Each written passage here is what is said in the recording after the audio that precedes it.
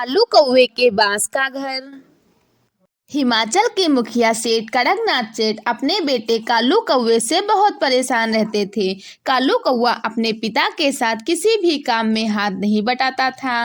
बस सारा दिन इधर उधर दोस्तों के साथ घूमते रहना और खाली समय मिले तो सोते रहना।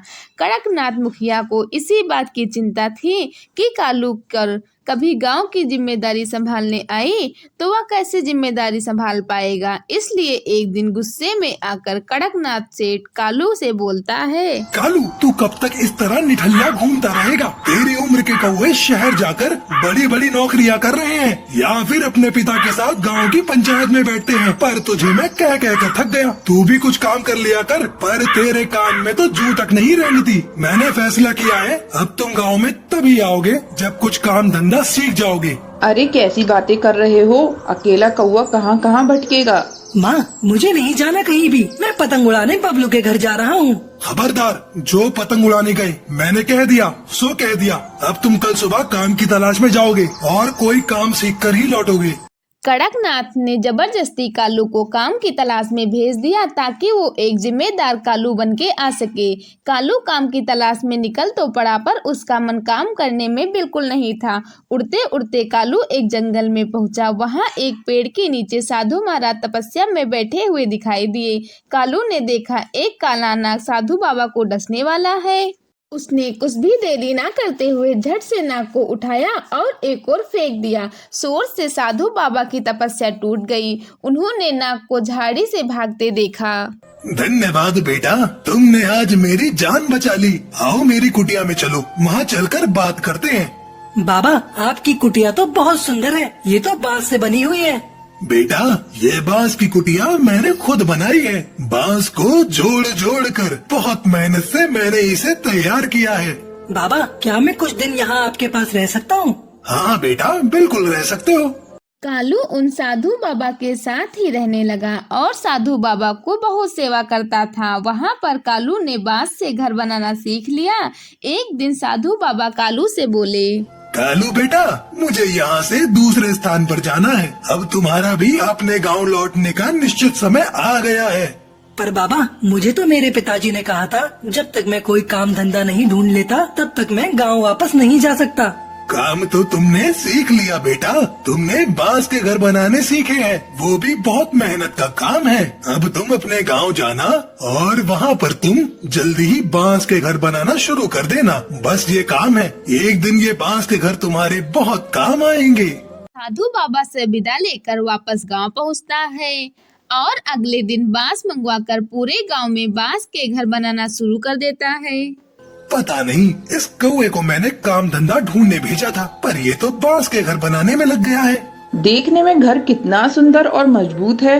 पर ये घर किस काम के? यहाँ कौन रहेगा? हैं? गांव में सबके अपने अपने घर, अपनी अपनी जमीन जायदाद है और ये फिजूल की मेहनत कर रहा है। कालू कुछ ही दिनों में पूरे गांव में जगह जगह बांस के घर बना देता है। मानसून आ चुका था और हिमाचल में गांव में कई दिनों से मूसलाधार बारिश हो रही थी।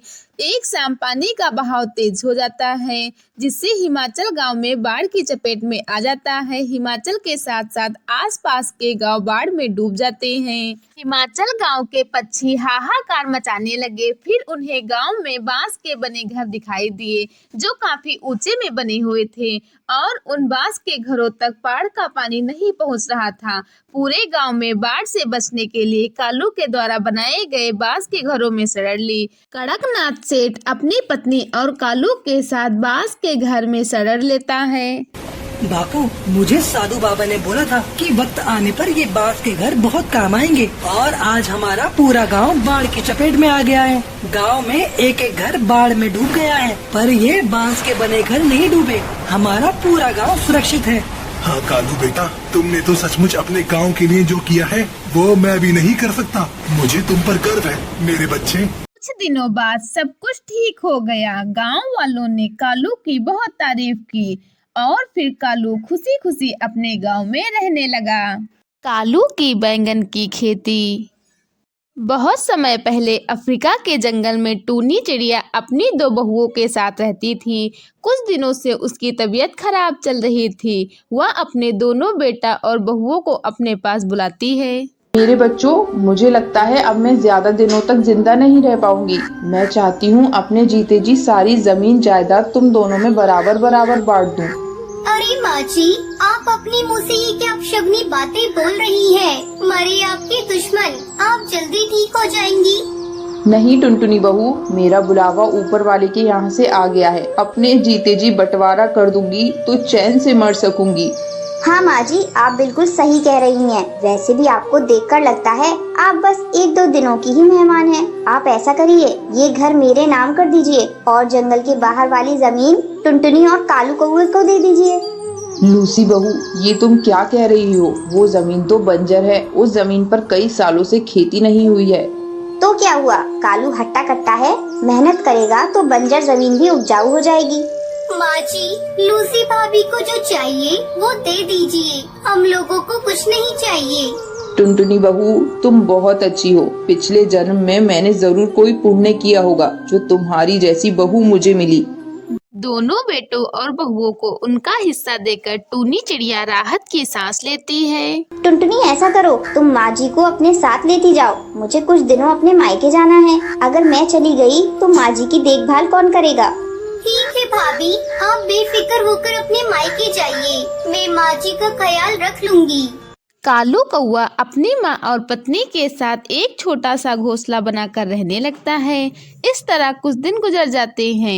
एक दिन कालू कौवा टुनटुनी चिड़िया से कहता है, टुनटुनी, चलो खेत की सफाई करके सारे कंकड़ पत्थर हटा देते हैं, फिर माँ का आशीर्वाद लेकर बैगन की खेती करेंगे।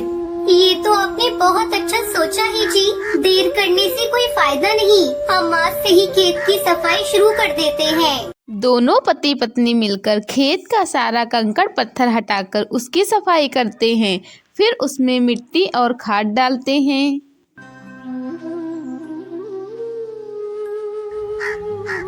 सुनिए जी, शाम हो गई है, अब बचा हुआ काम कल करिएगा।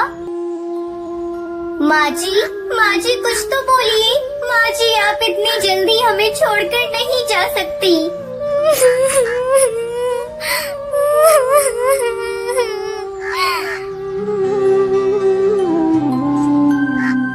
दुखी मन से कालू कौवा अपनी माँ को खेत में ही दफना देता है। माँ, अपना आशीर्वाद सदा हम पर बनाए रखना। अगले दिन कालू अपने खेत में बैंगन के छोटे छोटे पौधे लगा देता है और दिन रात उसकी अच्छी तरह से देखभाल करने लगता है। देखते ही देखते उसके खेत में सुंदर सुंदर बैंगन की फसल लहराने लगती है। देख रही हो जी, अपने खेत में बैंगन कितने सुंदर लग रहे हैं। फसल इतनी अच्छी आई है कि विश्वास ही नहीं हो रहा है कि ये खेत बंजर था। आपने बहुत मेहनत की है। आज माँ जी जिंदा होती तो इस फसल को देखकर बहुत खुश होती। कालू कौवा अपने खेत से बैंगन तोड़कर शहर की मंडी में बेच देता और पैसे लाकर टुनटुनी को दे देता है। टुनटुनी चिड़िया, इन पैसों को ले जाकर एक बक्से में रख दो। मैंने एक जमीन के बारे में बात की है, जल्द ही मैं उस जमीन को खरीद लूंगा। खुशी खुशी टुनटुनी चिड़िया उन पैसों को ले जाकर एक बक्से में रख देती है। टुनटुनी और उसका पति बैंगन की खेती करके खुशी खुशी रहने लगता है।